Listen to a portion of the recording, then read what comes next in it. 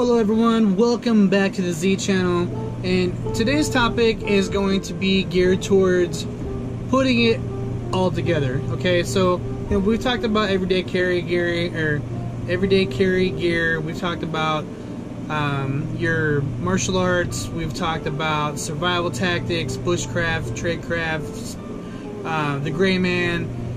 There's a lot of different aspects to all of this, and just list out some things. You have your survivalism, you have your minimalism, you have tradecraft like lock picking, being able to hunt, fish, trap. There's different bushcraft elements, there's different self-defense skills, and that's a wide range of everything from being able to use handguns to all the way down to pulling off your hat off your head, improvised weaponry, how to grab everyday items and manipulate it and improvise it to affect self-defense or affect survival, things like that. We've talked about caching gear, we've talked about survival tins, we've talked about go bags. There's a whole bunch of different elements all encompassing on this, and I think where I want to start is sharing everyone my journey on how I started. So it was about the beginning of 2007, and I started having like really bad dreams and just having like bad thoughts always, and thinking about like the world coming down, and this was way before like all the doomsday prepper stuff and all the doom and gloom. And we had like that Y2K scare, and everyone was like, oh, the world's gonna reset, or the computers are gonna crash, things like that, and so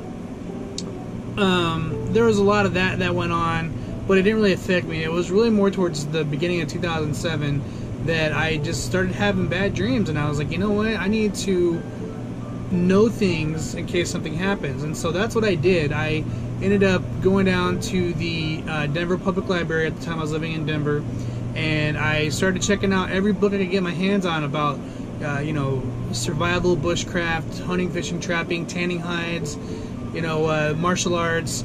There was a whole slew of different things that I just started absorbing everything I could, and then I started buying gear, and over the years it just all started accumulating. And a lot of people that have been following me know about my martial arts journey, which it did start mainly in 2007, but it didn't really pick off until about 2009 when I had met Chuck, and he trained me in Kung Fu Sansu. And so all those things really took off, and it really helped me get towards learning a lot. And I just wanted to be able to bring everything together and share with everyone. There's so many different elements to all of this, and I think it's important that you encompass all of this. And one thing I forgot to actually mention was learning different languages. I've learned basic French, Russian, German, Spanish, Italian, and then I'm also trying to learn Greek. I've learned some Hebrew, and then the last one that I haven't opened up yet, or the last two I haven't opened up yet, is Arabic and Chinese. And so I'm not trying to become like a fluent speaker, but at least being able to communicate some basic things has helped out. And I know for a fact that it definitely helps out with relationships with people that are from different cultures, if you can show that you have respect for their culture. And so that to me is really important, that we add that in putting it together. Is you gotta have the languages, you gotta have all the different survivalisms, the minimalisms, the bushcraft, the tradecraft, your hunting, fishing, trapping skills, and being multicultural, understanding different elements of human culture. I mean, it really is important to know not only the culture, but also like their foods, their plants, their animals. If you're stuck in a foreign country and you don't know what plants you can eat or what animals you should eat or shouldn't eat, things like that, like you could get sick and die.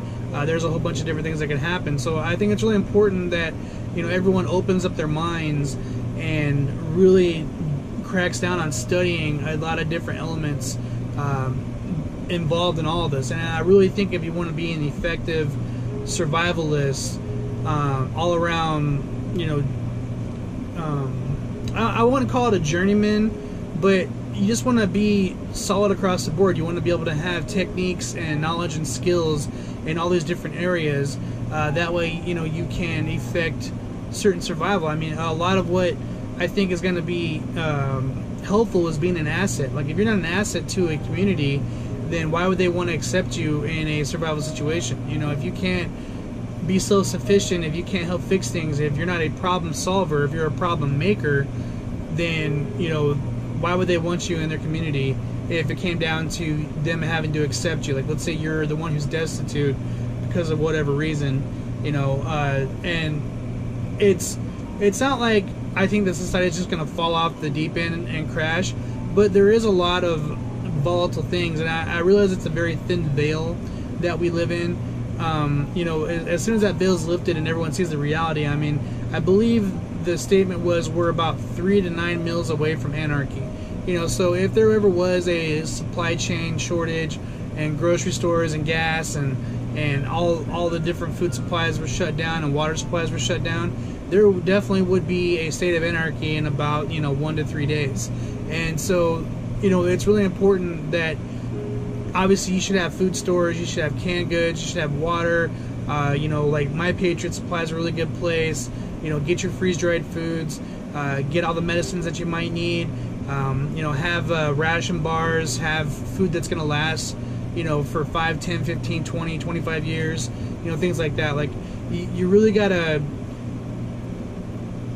have to start doing it now, little by little. Like, some people can afford to just go out and buy and, you know, boom, and get things done. But if you're like me, like the rest of, you know, middle America, you know, we're all busting our butts just to, you know, make it paycheck to paycheck. So, you know, when you go to the store or Costco or wherever, you know, buy that extra, you know, cans of beans or cans of vegetables, or, you know, get some extra gallons of water, get some purification tablets so you can purify water.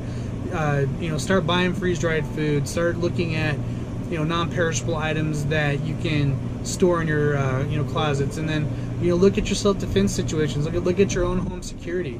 You know, how secure is your home? How secure can you make your place? How fast can you lock down your house if there ever was a riot? Like, if you live in the urban city setting, you know, and people started going crazy, you know, are you going to be able to bug in and keep yourself you know, safe? And then in the element of, like, fire, for example, I mean, how many fire extinguishers do you have? Do you have a fire blanket? Do you have, you know, plans A, B, C, D, E, F, and G in case this, or this happens? You know, I can honestly say that right now I've got 4 bug out plans and I've got 2 bug in plans. Okay, and I should have a better bug in plan, but just because of my location and where I live and things like that, like, there's only so much I can do in my location, and so that might be the same for you. And so it's really important to understand how to, you know, adapt to your surroundings and how to make things work. And, you know, one thing I want to touch on, which is really huge, is a lot of people talk about the gray man concept. I'm going to do a full video about that, because I've got some different, not necessarily different spins, but I bring an approach that I think is very practical.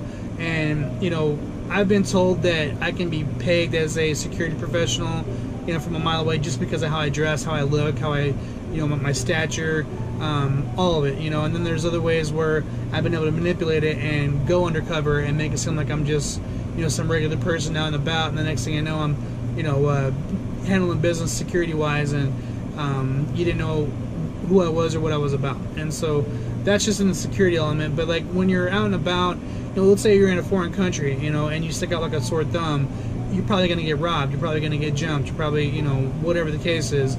So that's why going back to learning, you know, different human cultures, is you really got to be able to adapt and fit into places and try to blend, you know, blend as much as possible. Wear, you know, plain clothes, don't wear labels, keep your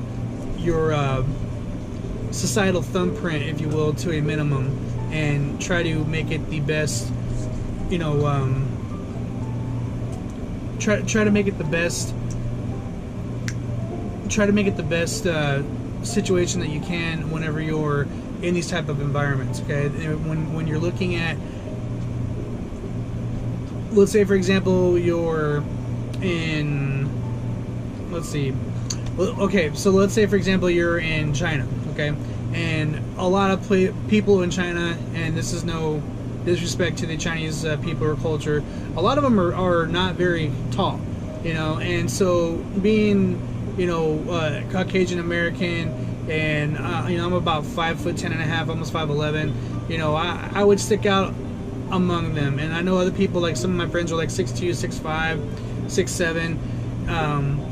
You know, they're gonna stand out like sore thumbs as well. But there's still the ways that you can dress appropriately, look appropriately, and though you might stick out, you can still make it to where you are that gray man mentality and leave a small memory footprint on people, so that way you're easily seen but quickly forgotten. And you know, I think that's really huge, coming down to the point of, if you're in an urban setting and things go south, you want to be able to blend in and get in and out and do what you have to do without drawing too much attention. And then also, you know, minimalizing your EDC, you know, later on is going to be huge, because if you have a lot of things, people are going to want that. You know, you don't want to just be flashing like, hey, I got this, I got that kind of stuff. You know, even some of the things that I share on this channel, I mean, there's no way I'm going to ever share all of my gems. I'm never going to disclose any of my other locations of, you know, things that I've cached. There's a lot of stuff and a lot of time and money that I put into having things set up for myself, my family, my friends, and the people that I network with.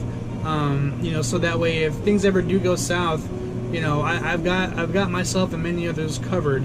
And you know, it's one of those deals where you just, there's a saying that you don't cast pearls before swine, and I'm not calling anyone swine or anything like that, but just the metaphor of, you never reveal all of your information. Like, you only give, you know, when you're playing poker, you only show, you know, so much of what you may or may not have. That way you can keep people lured in, you know, to keep betting, and then get them with the you know, the royal flush, or whatever you want to call it.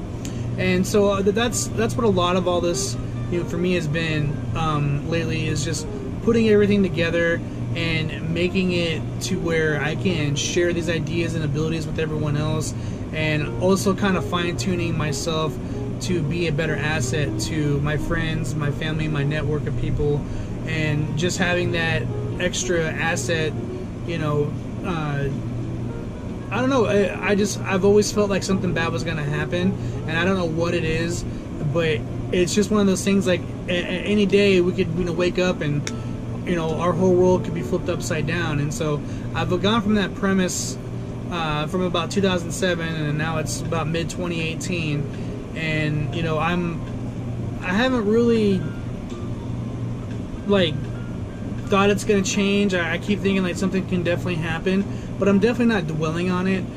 You know, I'm still living life. I still have my goals. I still have things that I'm doing. I have investments that I'm putting in. You know, I'm getting ready for, you know, things like my daughter graduating here pretty soon, all that kind of stuff. So it's really important, you know, that you focus on everything across the board. Don't just get caught up in the whole, you know, doomsday prepper, you know, category. I think it's good to put it all together and make your life, you know, adaptable. You should definitely be adaptable, but you should always be ready. And so all you can really do, especially if you're in a financial bind like I've been in my life, is just slowly, gradually, you know, get that one knife, get that one, you know, firearm, get that little bit of ammo, get that little bit of medical supplies, get that extra little bit of food, you know, and just keep working it, you know, month by month by month, or year by year. Put things on layaway. You know, sometimes you have to fast. Sometimes you have to give up certain things you don't want to do. You know, don't go to the movies. Don't eat out. Eat, you know, real basic food. You know, don't buy extravagant clothes, you know, things like that. And so there's always ways to cut costs, and there's always ways to make it a better, you know, affordable situation. So just keep those things in mind. And I'm going to be doing more videos about like the gray man, and then all the different kind of trade crafts that I've learned, some of the bushcraft stuff that I've gone over, well, that I've learned, I haven't gone over yet, but stuff that I've learned. And, you know, also getting into just modern day survival and what it really means to be that gray man, to be that survivalist, that minimalist, and, you know, learning how to keep your footprint small in whenever you're around other people, and, you know, guarding what you got. You know what I mean? Like, you really gotta spread your gear around. You have to make sure that you're not, exposing yourself too much. And there's just a lot of detail that encompasses all this, but most of it's just a learning experience, a learning curve, if you will. And for everyone that is into this kind of stuff, I appreciate your feedback. I appreciate you being a concerned, responsible citizen. Thank you for being awesome Americans. It means a lot to me to just to know that there's other people that are like-minded and that care about the continuation of society, whether what shape or form it takes after something bad does happen.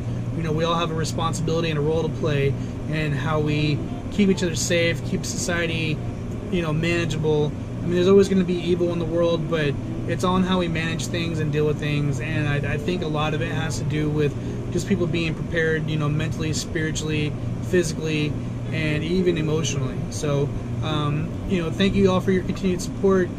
Please like and subscribe. I'm trying to get up to 100 subscribers, and then up to 1,000 after that point. I'm just trying to get the monetization going. And so, thank you all for your help, and I'll be making more videos soon. Bye.